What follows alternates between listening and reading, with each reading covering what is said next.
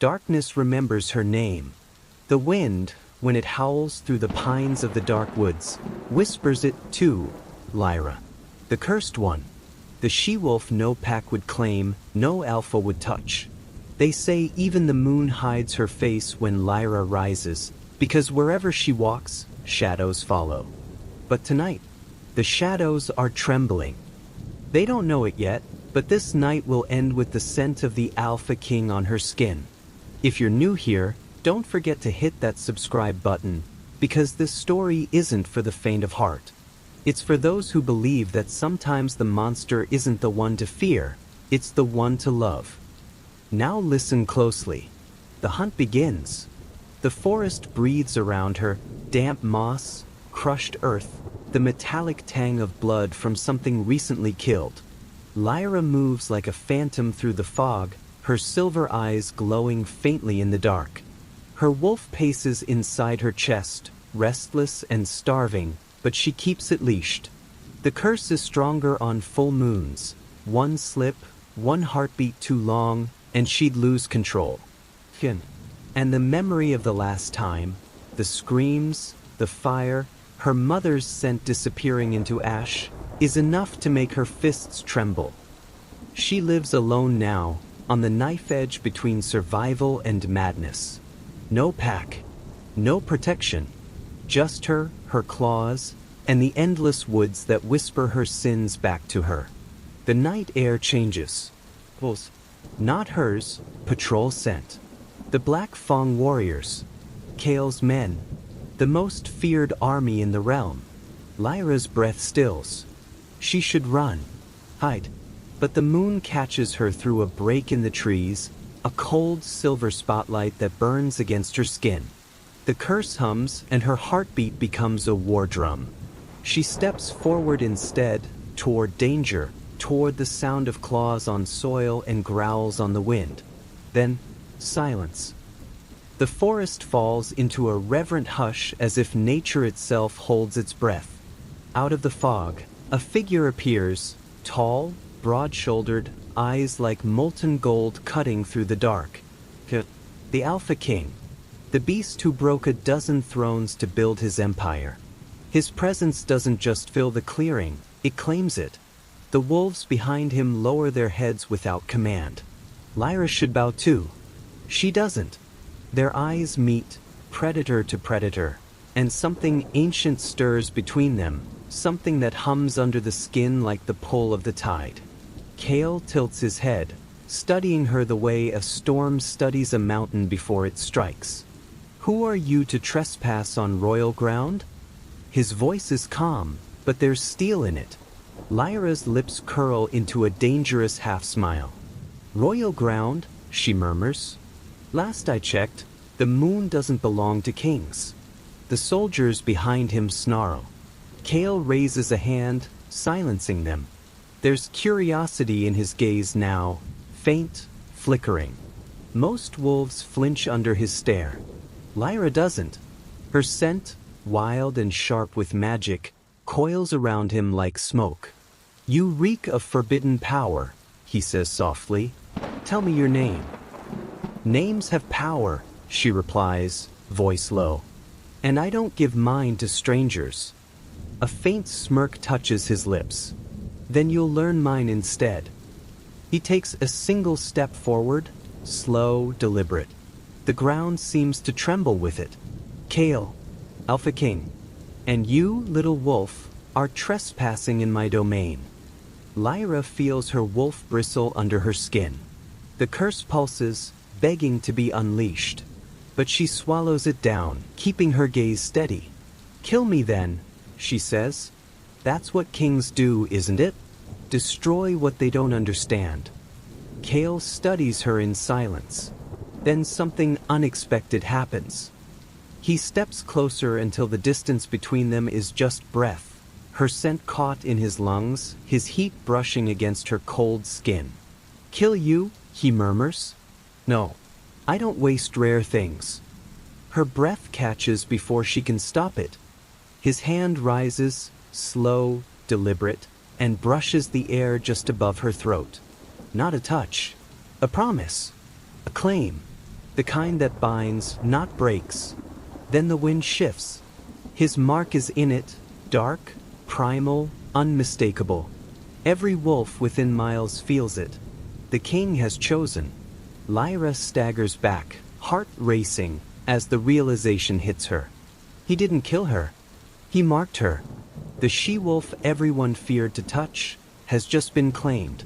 The forest howls in disbelief, and somewhere deep inside her chest, the curse awakens, not in fury this time, but in recognition. Because fate, cruel as it is, has finally decided to play its hand. And its name is Kale. The forest still echoed with the sound of howls long after Kale vanished into the mist. Lyra stood alone beneath the dying moonlight, her chest heaving, the taste of iron and power thick in her mouth. Her pulse thrummed with something she didn't understand, something foreign and fierce, a mark that burned where his scent clung to her skin.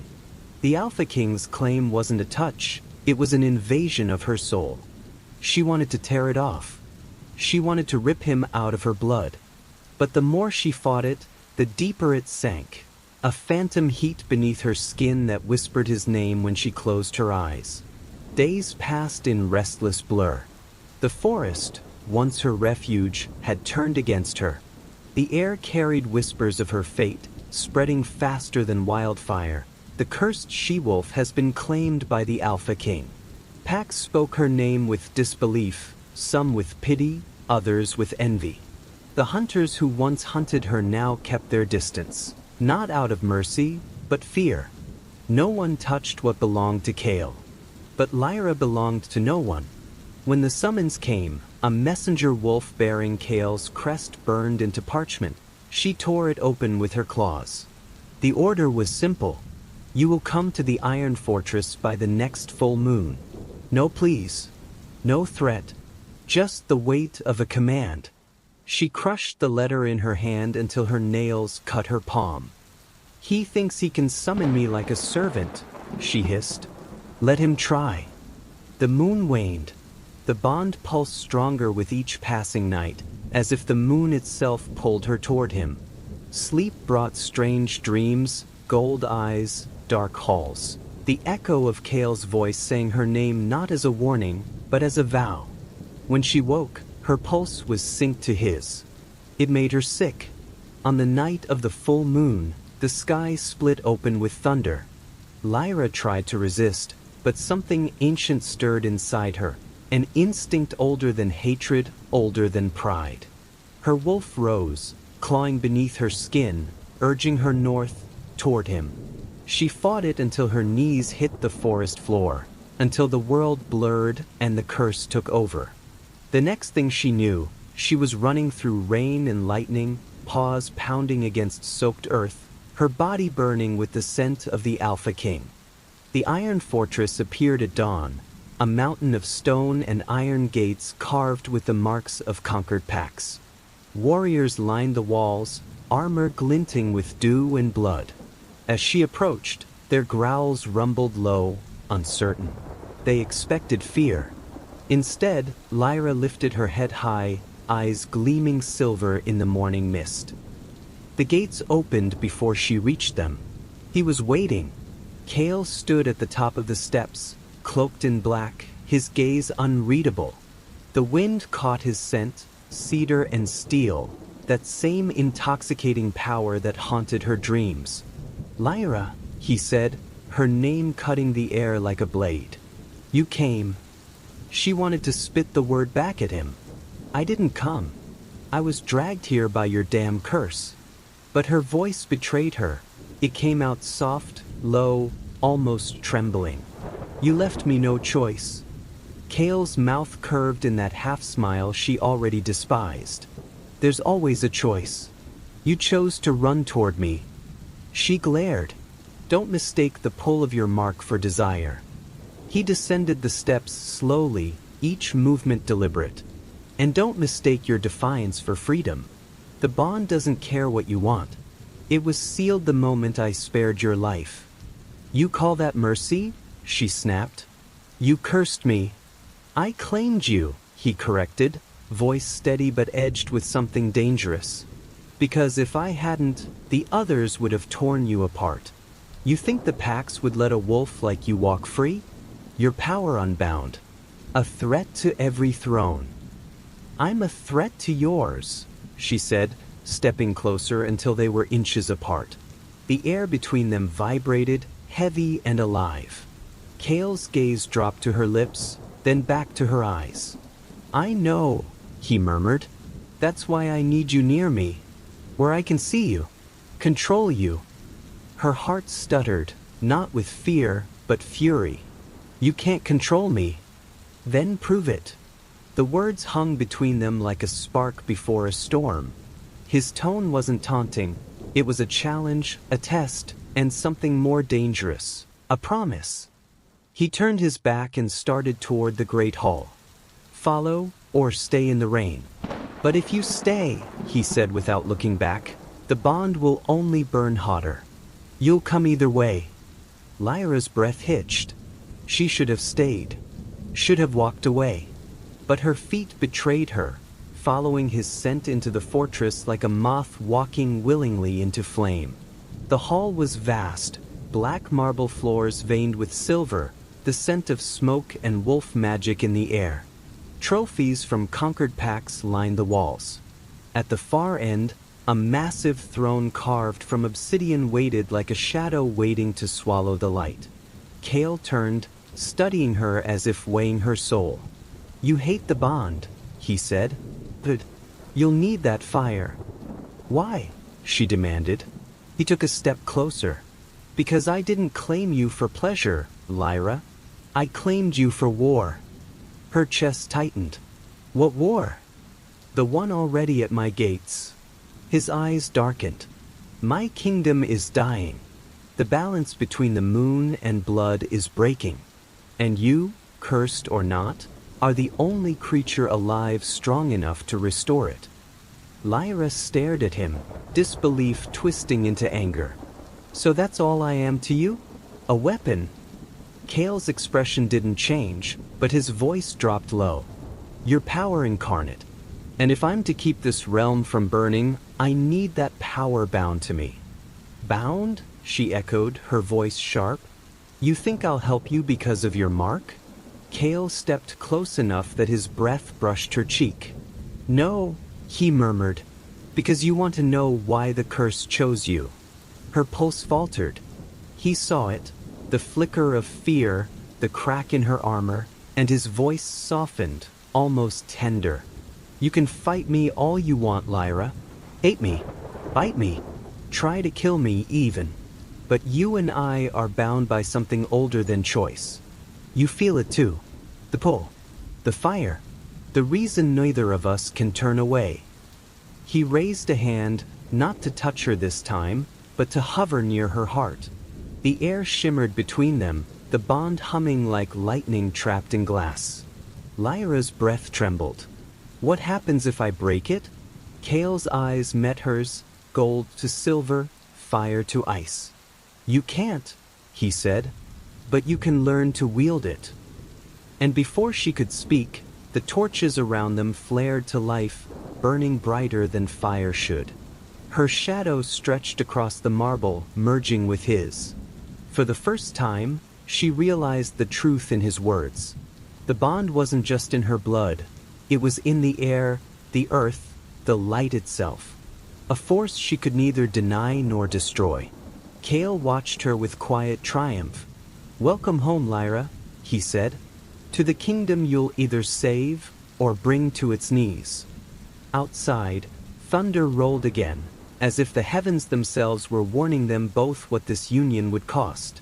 And somewhere deep within her, beneath the anger and the fear, Lyra felt the faintest flicker of something she couldn't name. Not submission, not trust. Something far more dangerous. Something that felt like destiny. Dawn bled through the high windows of the iron fortress like pale fire through glass. Lyra hadn't slept. The night had gnawed at her. Kale's words, his presence, the heat of the bond humming under her skin like a living thing she couldn't silence. The fortress pulsed with his scent, cedar smoke, blood, steel. It was as though the walls themselves obeyed his will. She paced the chamber they'd given her, vast, beautiful, and caged. Every door had guards. Every window faced sheer drops into mist and mountains. For the first time in years, she wasn't free, and yet some dark, traitorous part of her didn't want to run. The air changed before the door opened. He was coming. Kale entered without ceremony, his black cloak brushing the stone. In daylight he was less legend, more man. A storm in flesh, every movement deliberate, restrained. "You didn't eat," he said quietly, eyeing the untouched tray near the fire. "I don't eat what's poisoned," she replied. His lips almost twitched. "If I wanted you dead, Lyra, you wouldn't be standing." "I'm not standing. I'm waiting.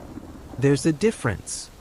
Kale stepped closer, the heat from his body curling around her like smoke. "Waiting for what?" "For a mistake," she said. "Yours." For a heartbeat, silence reigned between them, sharp, taut. Then he spoke, voice lower. "You'll find I make very few." Her pulse betrayed her, a flicker she felt in her throat. "And yet," she murmured, "you brought the cursed she-wolf into your fortress. That seems like a mistake already." Kale didn't answer. Instead, he crossed to the window, looking out across the valley, silver banners rippling in the wind, soldiers drilling in formation below. "You're not cursed, Lyra. You're untrained." Her laugh was sharp. "You sound like you care." "I care about power," he said. "And you've got more than you can control. That makes you dangerous. To me, to yourself, to everyone." He turned then, and his eyes locked on hers. "I'm not your enemy. I'm the only one who can teach you how to survive what you are." She met his gaze without flinching. "You mean the only one who can use me?" "Maybe," he said simply. "But even weapons can learn to choose their battles." The way he said it, without cruelty, without apology, lodged beneath her ribs. Days bled into nights, and the fortress became a strange rhythm she couldn't escape. Kale trained her under the moonlight, in the courtyards where the air shimmered with power. At first she resisted everything.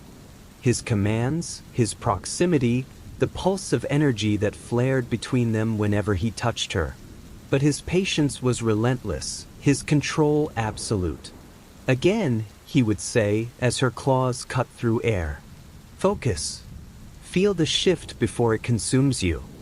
Don't fight the fire. Shape it." She hated his voice. She hated that it steadied her.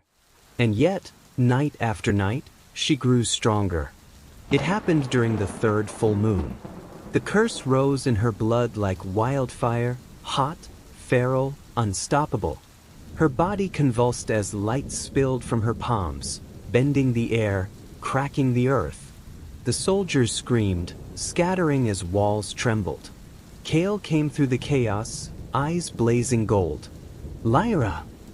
His voice tore through the roar in her ears. "Look at me." "I can't."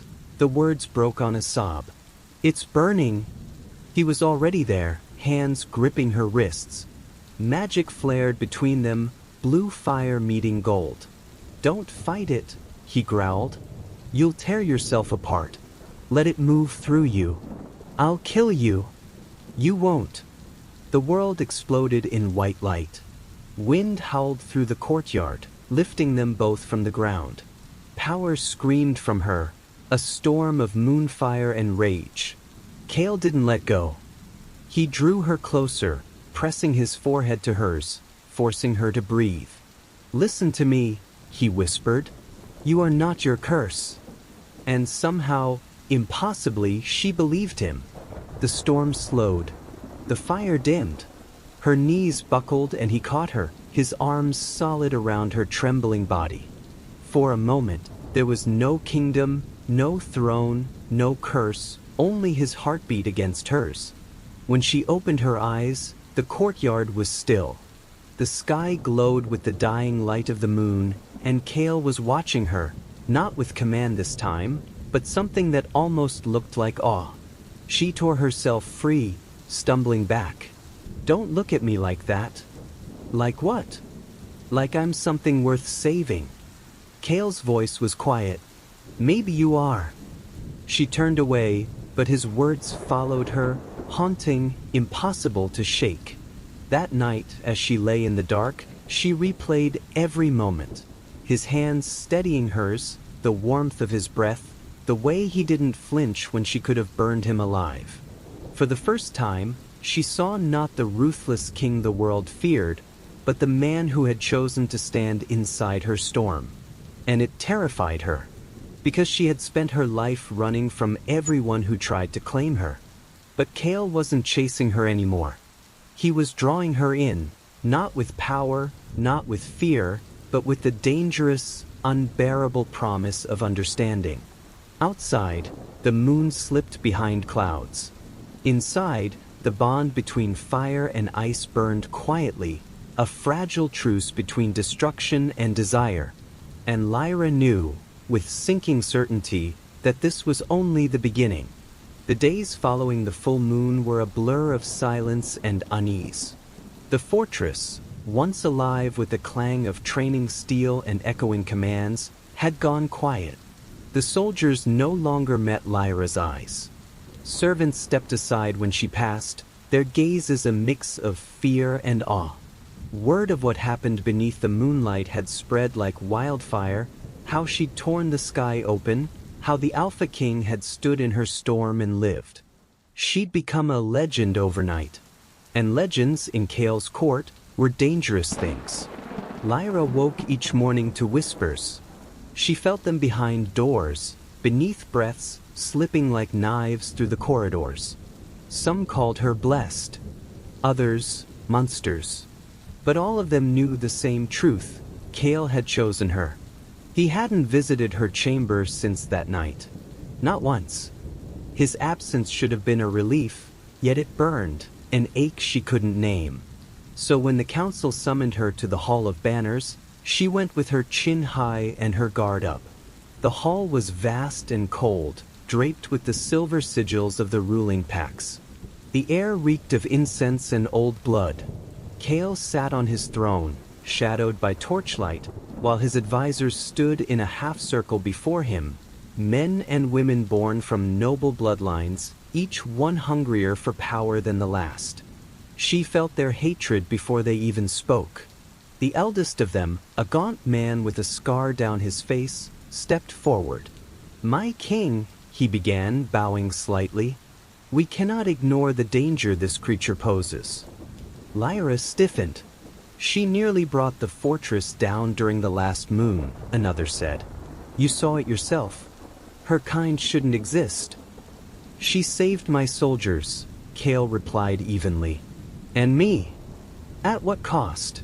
snapped a woman with silver hair. Every seer in the kingdom felt that surge. The moon itself trembled. "If she's what the old prophecies claim she is." "Speak plainly," Kale interrupted, his tone sharp as a blade. The woman hesitated, eyes darting to Lyra. "She's the blood of the first wolf. The one the moon cursed and blessed in the same breath. Her line was wiped out for a reason, my king. It was said her descendants would one day rise again, not to serve the Alphas, but to destroy them." The words landed like a blow. Lyra felt the air leave her lungs. Kale didn't move. His expression was unreadable. "Do you have proof?" "The archives in the lunar sanctum. The markings on her skin. They match the sigils of the first wolf's bloodline. She's no ordinary cursed wolf. She's the prophecy itself." The room erupted into an argument. Voices clashed, some fearful, others furious. Lyra stood still, cold from the inside out, every word carving deeper. Blood of the first wolf. Destroyer of Alphas. Curse reborn. It explained everything. The uncontrollable power, the fear she inspired, the way even the moon seemed to recoil when she rose. Her curse wasn't a punishment. It was destiny. And destiny in Kale's world was something to be controlled or killed. When the noise grew too loud, Kale stood. The hall fell silent at once. His gaze swept across the room like a storm front. "If anyone raises a hand against her," he said quietly, "I'll tear it off myself." The words were calm, but the fury beneath them rippled through every heartbeat in the hall. "She is under my protection. My claim." His voice deepened, echoing against the stone. "And if any of you forget that, remember this. The last time a wolf disobeyed my command, I burned his pack to the ground." No one spoke after that. But silence doesn't mean obedience. That night, Lyra felt it before she heard it. A shift in the wind, the faint scent of iron and malice. She'd taken to wandering the fortress gardens after dark, craving the illusion of freedom beneath the moonlight. The roses there were black as ink, their thorns sharp enough to draw blood. She brushed a hand against one when the shadow moved behind her. The first arrow missed her heart by inches. The second didn't. It sank into her side, silver-tipped, burning like acid through her veins. She spun, claws flaring, vision narrowing to a tunnel of rage and pain. 3 assassins, masked fast, came at her with blades drawn. She met the first with her claws, tearing him down before he could blink. The second drove his knife toward her throat. She caught his wrist, snapped it, felt his bones shatter like dry wood. The third, the third, struck deep, the silver spreading fire through her body until her knees buckled. She hit the ground, blood spilling onto the black petals, breath shaking. The world dimmed. Then, through the ringing in her ears, she heard him. Kale's roar split the night in two. Wolves poured from the shadows. His guards, his generals, his fury made flesh.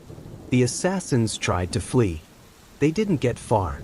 Kale himself appeared from the chaos, eyes blazing gold, a storm barely contained. He went to his knees beside her, his hands already on the arrow, his voice a low, dangerous growl. "Who did this?" Lyra's lips trembled. "Does it matter?" He yanked the arrow free. She screamed. The scent of her blood filled the air, wild, ancient, burning with power. He pressed his palm to the wound, his magic flaring gold against her silver veins. The energy clashed, light against light, heat against ice, and she gasped as the pain vanished, leaving only the echo of his power inside her. When he looked up, his face was no longer calm. It was carved from rage. "Find them," he told his beta. "Every one of them." His voice shook with barely leashed violence. "I don't care what title they wear or which bloodline they claim. Anyone who touches her dies screaming." "Kale," she began weakly. He looked at her then, not the king, not the warrior, but the man. "You were right," he said softly. "This was my mistake. I should have known they'd try to take you from me." "I don't belong to you," she whispered. His jaw tightened. "Then they shouldn't have tried to kill you for it." He lifted her into his arms, ignoring the way she protested, her fingers stained with her own blood. "Rest," he murmured. "You'll need your strength." "Why?" she breathed. "Because by sunrise, there will be no counsel left to question my claim." And true to his word, the fortress burned that night. From her window, half-conscious and fevered, Lyra saw the glow on the horizon, Kale's wrath lighting the sky. Screams echoed across the valley as the loyal and the guilty alike paid the price for touching what he'd called his. She should have felt horror. She should have felt nothing. But instead, something inside her stirred, dark, terrible understanding. Kale wasn't her savior. He wasn't her captor. He was both. And the bond between them, born of blood and moonfire, had already begun to twist into something neither of them could control. As dawn broke over the ashes of betrayal, Lyra whispered to the dying light, "If I am the blood of the first wolf, then the world should be afraid." Because power once awakened cannot be caged forever. And she was done being anyone's weapon. The fortress still smelled of smoke. Days had passed since Kale's wrath had painted the horizon red, and yet the scent of burning lingered in the air, iron, ash, and consequence. The realm had learned a new kind of silence, the silence that followed fear. Lyra had healed in body, but her spirit was restless. She could still feel the pulse of Kale's rage echoing through the bond they shared, that terrible, intoxicating thread that bound her heartbeat to his. It was both a leash and a lifeline. She told herself she despised it, but deep down she knew she needed it too. Without it, the emptiness would swallow her whole. She spent her mornings in the training courtyards now.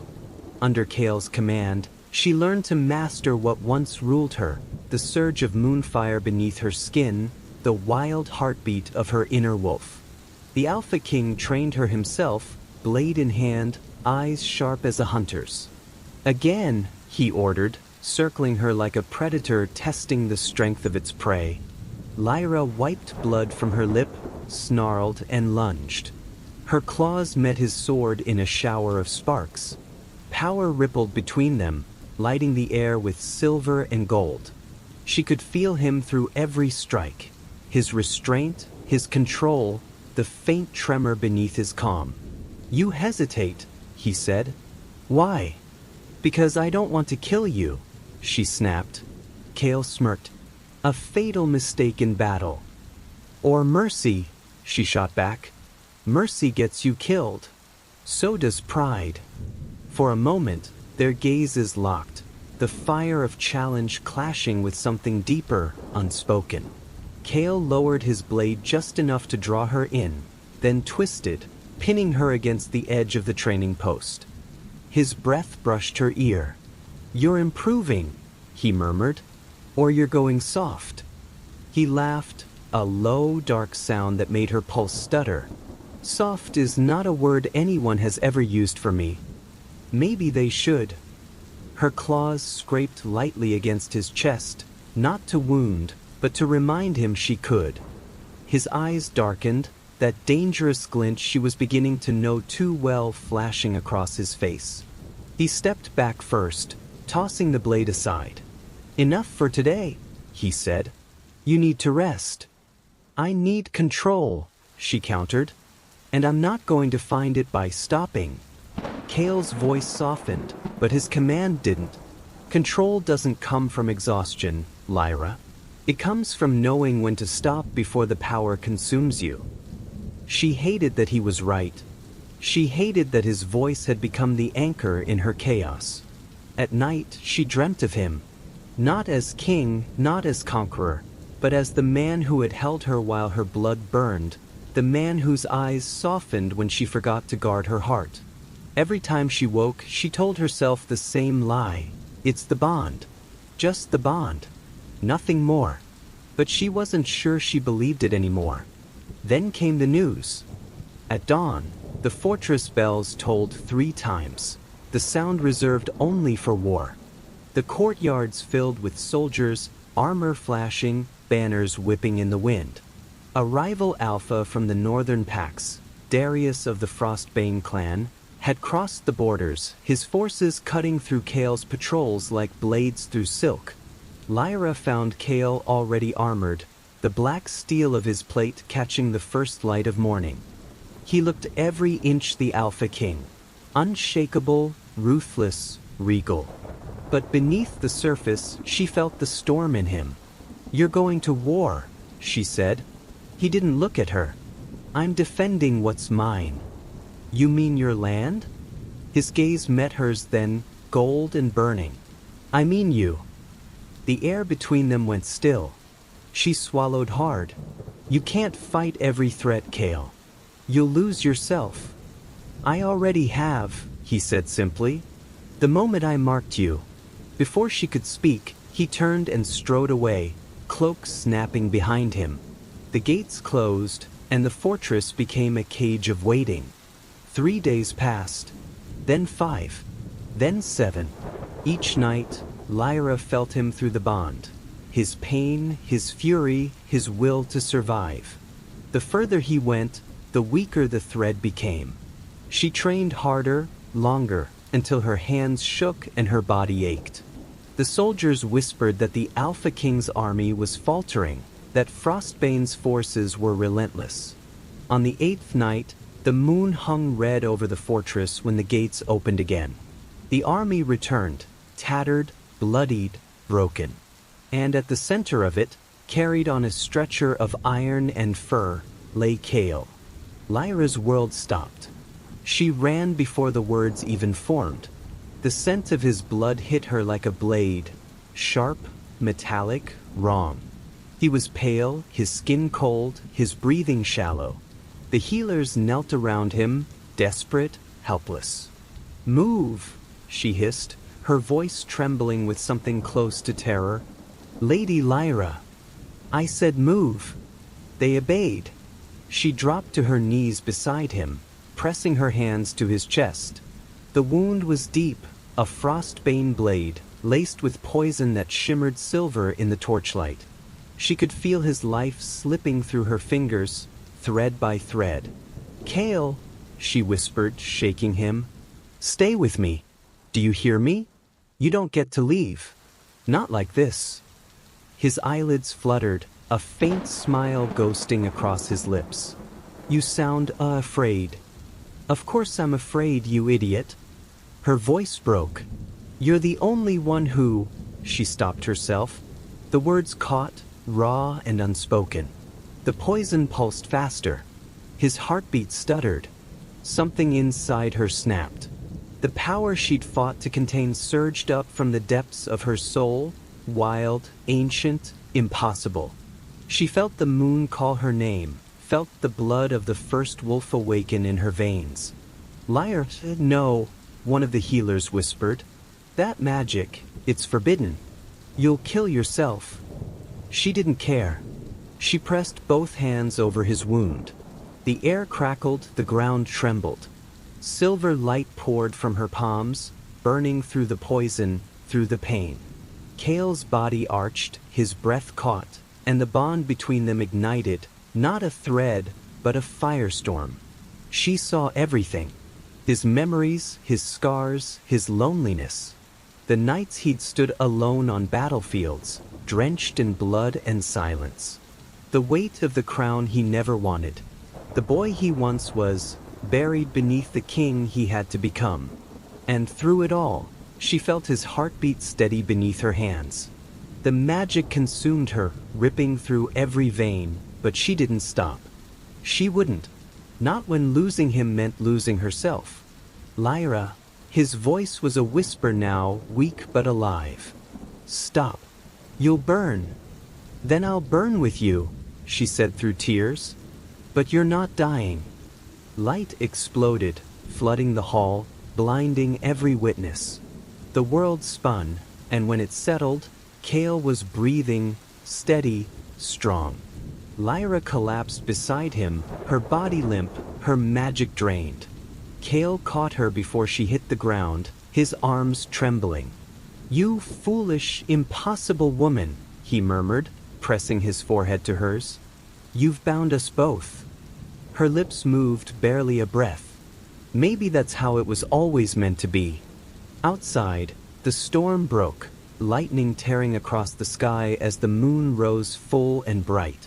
Inside, in that quiet aftermath, the Alpha King held the she-wolf who had defied death for him. Their bond, no longer a mark of claim, had become something eternal, something neither fate nor curse could undo. And somewhere deep within both their souls, the war within fell silent. But beyond the fortress walls, new storms gathered, enemies watching, waiting. Because when a king cheats death and a cursed wolf commands the moon, the world doesn't stay still for long. It trembles, and it prepares to strike back.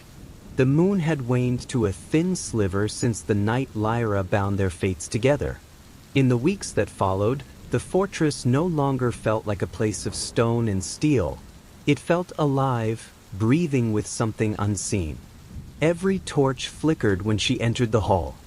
Every wolf lowered its head when Kale passed. Something ancient pulsed beneath the surface, a rhythm older than either of them. Kale had recovered, his wounds sealed, his strength returned, but his eyes were no longer the same. They carried shadows now, reflections of battles he didn't remember fighting and screams he couldn't forget. He woke in the dead of night, drenched in sweat, his breath ragged.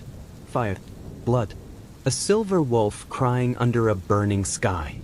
He would reach for his sword, ready to defend, only to find Lyra standing at the edge of his chamber, her face pale under the moonlight, as if she had heard the same screams. Each dream left him colder. Each glance between them burned hotter. "Kale," she whispered one night, her voice trembling. "What do you see?" He hesitated. His pride always wanted silence, but her gaze, steady, unrelenting, stripped him bare. "Flames. A battlefield. A wolf with eyes like yours, and me." He swallowed hard. "I'm the one holding the blade." Lyra's heart twisted. She had dreamed it too, the same field, the same betrayal. But in her dream, it wasn't this Kale. It was another. His armor was black as night, his crown of thorns, his hand dripping with blood, her ancestors' blood. The moon's first wolf. She stepped closer, her voice quiet as falling ash. "That wasn't a dream, Kale. It was a memory." His eyes narrowed. "You mean?" "Our souls," she said, barely breathing the words. "They've met before." Silence fell between them, thick and suffocating. The torches guttered, as if the air itself recoiled from the truth. Lyra turned away, staring at the night sky through the window, the stars pale and distant. "The curse wasn't born with me," she whispered. "It began long ago. My bloodline was chosen to guard the moon's power. Your bloodline was cursed to crave it." Kale's jaw tightened. "So you think I'm paying for another man's sins?" "I think fate has a cruel sense of irony," she said. "The soul of the man who betrayed mine now shares my heartbeat." He crossed the distance between them in 2 strides, his presence sharp, commanding. "Do you believe I am that man?" She met his gaze, the same golden fire that once haunted her nightmares, now flickering with something human. "I don't know," she admitted, "but I feel his guilt in you. His pain. His love." Kale's voice dropped low. "And if I told you I'd undo that betrayal, that I'd rewrite the past if I could?" Lyra's lips trembled. "The past doesn't want to be rewritten. It wants to be paid for." For the first time since she'd met him, Kale looked uncertain. The king who ruled the Pax with an iron will now stood before her as a man shackled by a history he didn't understand. That night, neither of them slept. Days turned to restless hours, and the fortress seemed to twist with their turmoil. The wolves grew uneasy. The air thickened with unseen magic. Kale began to lose time, hours vanishing like smoke. He'd wake in strange places, the training yard, the chapel, even outside Lyra's door, his hand pressed to the wood as if searching for something just out of reach. Lyra watched him unravel piece by piece, torn between compassion and the ache of destiny gnawing at her soul. Every instinct told her to run, to sever the bond before it consumed them both, but her heart refused to let go. One night, she found him in the Hall of Ancestors, the moonlight painting his armor in silver and shadow. He stood before the ancient murals, depictions of the first wolves, the birth of the bloodlines, the war that had split them apart. His fingers traced the carved image of a silver wolf kneeling before a burning crown. "It's you," he murmured. "I've seen this before." Lyra approached, the echo of her footsteps soft on the marble. "Because you were there." Kale turned, eyes haunted. "I remember the crown. The fire. Her scream." He pressed a hand to his temple. "It was me. I was the one who..." His voice broke. "I killed her." The room trembled. The mural behind him cracked. the sound like thunder splitting the sky. Lyra's magic surged, answering his pain, her body shaking with the force of it. Stop, she gasped, reaching for him. But the bond flared between them, dragging them both into the storm. Suddenly, they weren't in the hall anymore. They were standing in another world, a battlefield drenched in moonlight. The ground was littered with bodies, the air thick with smoke. In the distance, a man in dark armor, Kale, but not Kale, raised his sword over a kneeling silver wolf. Her fur glowed with the light of the moon, her eyes full of sorrow, not fear. "Please," the silver wolf whispered. "You don't understand. The power you seek will destroy you." "I have no choice," the warrior's voice thundered, Kale's voice, twisted with rage and despair. "The moon chose you, not me. I cannot serve her mercy. I can only serve her wrath." The blade came down. Lyra screamed, reaching out, and suddenly they were back in the hall, gasping, clutching each other, the world spinning. Kale collapsed to his knees. "I did it," he whispered. "I ended your line." Lyra trembled, tears burning her eyes. "You ended on your own." The words hit him harder than any sword. She knelt before him, her fingers brushing his face. "The curse didn't just bind us, Kale. It made us.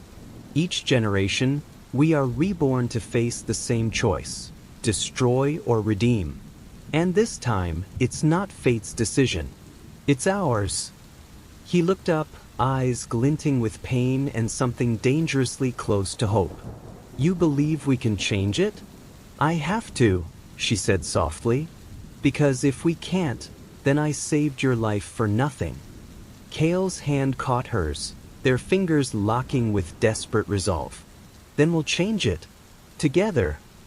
But even as he spoke, a shadow stirred in the corners of the hall, something older than either of them, something that remembered every betrayal and every broken vow. The curse was awake now, no longer content to sleep in silence. Outside, thunder rolled. The moon turned blood red, and in the depths of Lyra's soul, a whisper echoed, not hers, not Kale's, but something between them. "The past does not forgive. It only waits." Lyra's heart pounded. Whatever destiny awaited them next, it would not come quietly. For in binding their souls, they had awakened more than love. They had awakened judgment. The night bled red. The moon, full, heavy, merciless, hung above the fortress like an open wound. Its light poured through the high windows in streams of scarlet, painting the stones with the color of judgment. Lyra could feel it before it came, the pull beneath her skin, the hum of ancient power clawing its way to the surface. The air around her vibrated with it, thick, charged, ready to shatter. The moon's judgment had begun. In the throne room, Kale stood before his gathered alphas, his court of wolves and warriors. Every face was tight with fear and defiance. The mark of rebellion burned in their eyes. "She's the curse made flesh," one of the elders snarled, pointing a shaking hand at Lyra. "You've doomed us all by keeping her alive." "She saved this kingdom," Kale growled. His voice cracked like thunder. "She saved me. By binding you to her blasphemy," another spat. "The moon demands blood, your majesty. It's her or the realm." Lyra stood in silence beside the throne, her eyes burning with cold fire. She didn't need to speak to command the room. Her presence was enough. The wolves could feel her magic thrumming through the air, pressing against their instincts until even the bravest bowed their heads. "Leave us," Kale ordered. The court hesitated, but one look from their king sent them scattering into the halls. When the heavy doors shut, the silence that followed was suffocating. Kale turned to her. "It's happening, isn't it?" Lyra nodded slowly. "The blood moon marks the reckoning. The curse was never meant to be broken, only balanced. And now," her voice trembled, "it's demanding payment." He clenched his fists. Payment in what? Her eyes met his. Life. Yours. Or mine. The words fell between them like a blade. Kale stepped back, his chest rising and falling with barely contained fury. No, he said. There will be no sacrifice. It's not a choice, Kale, she said softly. It's destiny.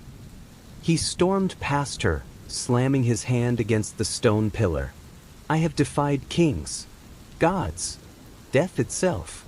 Do you think I'll bow to the moon? Lyra flinched at the roar in his voice, but there was no anger in her eyes, only sorrow. You don't understand. The bond we share was never meant to exist. The curse feeds on what it creates. Every breath we take together pulls the world closer to ruin. She stepped toward him, her hand trembling as she touched his arm. You feel it, don't you? The land is dying. The rivers are turning dark. The wolves are growing restless. Kale closed his eyes. He had felt it, the creeping rot spreading through his kingdom, the way his warriors turned against him, driven mad by whispers they couldn't name. The bond between him and Lyra had saved his life, but it was unraveling everything else. What happens if I refuse? He asked quietly. Lyra looked up at him, moonlight glinting in her tears. Then the curse won't take one life. It'll take all. Kale turned away, his jaw set in silent rebellion. Then I'll burn the curse itself. But the moon had other plans. That night, the fortress erupted in chaos. The packs had turned, brothers against brothers, wolves tearing through the courtyard, their eyes glazed with bloodlust. The ground shook beneath their feet, the stones splitting as the moon's power raged through the air. Kale's command echoed through the din, hold the gates. But for every warrior who obeyed, 2 more fell under the madness of the curse. Lyra stood at the center of it all, the storm's heart. Her power was no longer something she controlled. It controlled her. Silver light poured from her skin, her hair whipping in the wind as if the very elements bowed to her will. She screamed, and the heavens answered, lightning tearing across the blood-red sky. Lyra! Kale shouted, pushing through the chaos. You have to stop. I can't. Her voice broke. It's too strong. It wants everything. The air around her warped, twisting the battlefield into something otherworldly. The wolves froze mid-fight, caught in the surge of raw energy as if time itself bowed to her fury. Kale reached her, grabbing her shoulders, forcing her to look at him. Look at me, he said, his voice low but fierce. You're stronger than it. You always were. Her eyes glowed white, her power bleeding through every vein. It's not me, Kale. It's the moon. It's her. And then they both heard it, a whisper that wasn't human, echoing through the air like 1,000 voices speaking as one. Blood for balance. Love for light. One must fall for the other to rise. Kale's heart clenched. He knew in that moment what the curse demanded. Don't, Lyra breathed, seeing the decision flicker behind his eyes. Don't you dare. He took her face in his hands, his touch trembling but sure. If my death ends this, then it's worth it. No, she cried, gripping his wrists. You think that's redemption? That's surrender. It's mercy. Tears streaked down her cheeks. You can't take this choice from me. I already did, he whispered. The moment I marked you.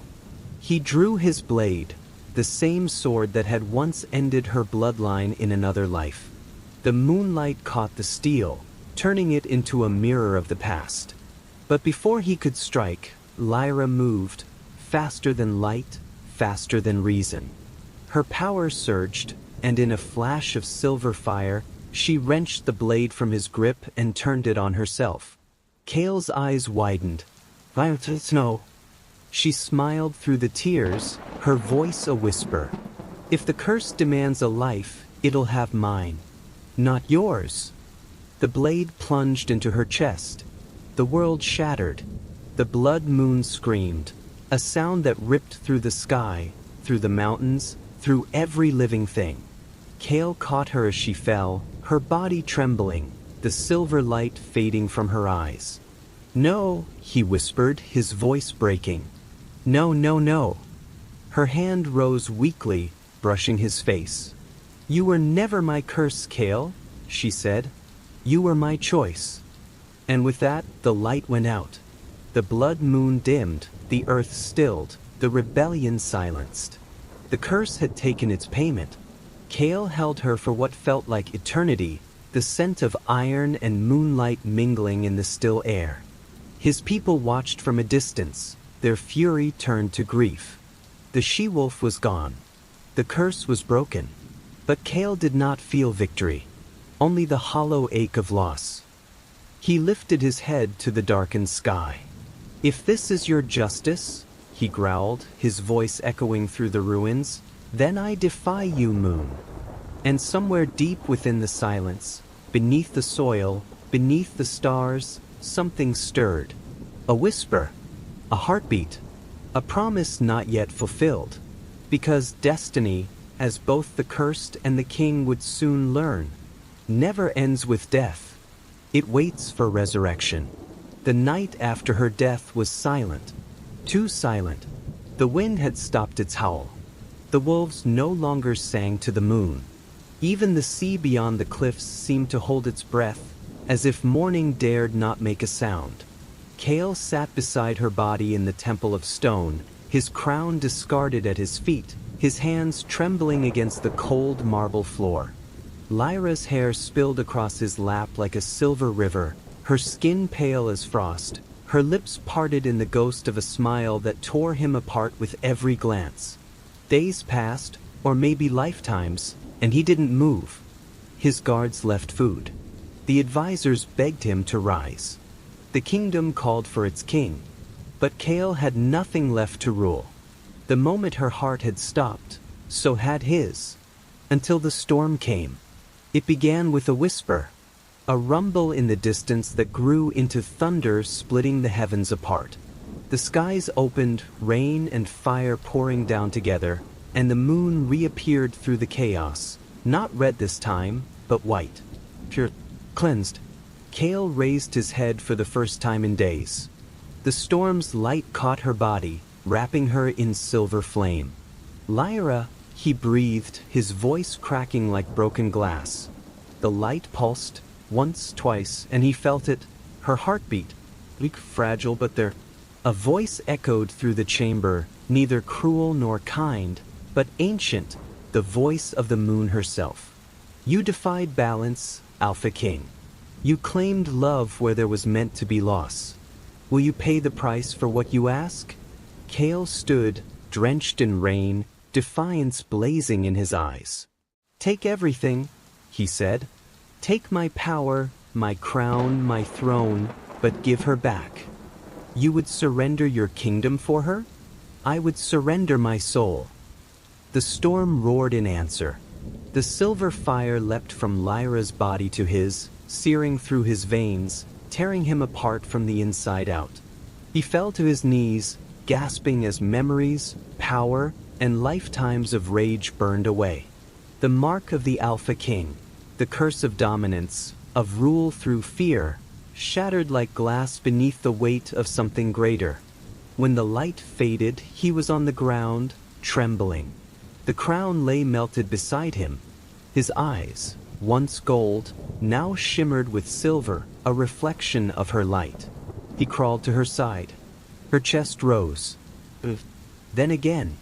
Her lashes fluttered open, and the world stopped spinning. "Kale," she whispered. Her voice was soft, disbelieving. He choked on a laugh and tears all at once. "You always come back to me." She touched his face, warm now, alive, and felt the absence where his power had once lived. "What did you do?" "I gave it back," he said simply. "All of it. The throne, the strength, the curse, everything that made me the Alpha King." Lyra's heart ached as understanding dawned. "You freed me by binding yourself to nothing." He smiled, a small, tired, human smile. Maybe being a king was never what I was meant for. You fool, she whispered, tears slipping down her cheeks.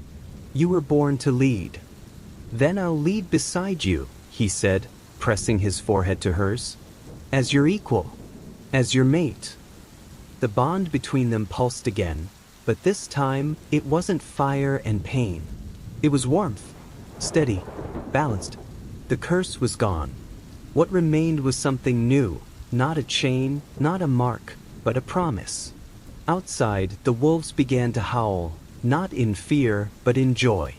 The storm broke, and the first light of dawn spilled over the horizon. The blood moon was gone. The curse had ended.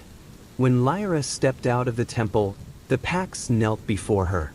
Kale stood beside her, no longer their king, but still their alpha, in heart if not in title. She looked over the sea of bowed heads. The age of fear ends today, she said, her voice carrying like thunder. No more rule by blood. No more crowns forged in pain. We are one pack, bound not by chains but by choice. Kale turned to her, pride softening his features. They'll follow you, he murmured. She smiled. They'll follow us. And so began the unmaking and remaking of their world. The fortress that once echoed with screams became a sanctuary. Wolves of every lineage gathered under one banner, black, silver, and crimson, the mark of unity. Lyra trained the young ones to harness the moon's gift without fear. Kale rebuilt what war had destroyed, his hands scarred, his eyes gentler than they'd ever been. They still fought, of course. Passion never left them. It burned in every word, every glance. But it was no longer war. It was life. At night, they would stand on the cliffs overlooking the valley, the moonlight wrapping them both in silver. Do you ever think, Lyra asked one night, that we were always meant to find each other, no matter how many lifetimes it took? Kale smiled, brushing a strand of her hair behind her ear. No, he said. I think we were meant to lose each other first, so we'd learn what it means to hold on. She leaned into him, her head against his chest, listening to the heartbeat that had once stopped for her. Below them, the packs howled, a single sound rising to the heavens, a hymn to their new beginning. And for the first time in centuries, the moon did not demand blood. She only watched, silent and silver, as her chosen wolves walked the earth, no longer cursed, no longer broken, but whole. Because love, fierce, defiant, and unyielding, had rewritten the law even the gods thought unchangeable. Kale was no longer the ruthless alpha king. Lyra was no longer the cursed she-wolf. Together, they were legends. And as the dawn broke over their realm, the story of the alpha and his mate became the song every wolf would sing for generations. That the truest strength is not in dominance. It's in devotion.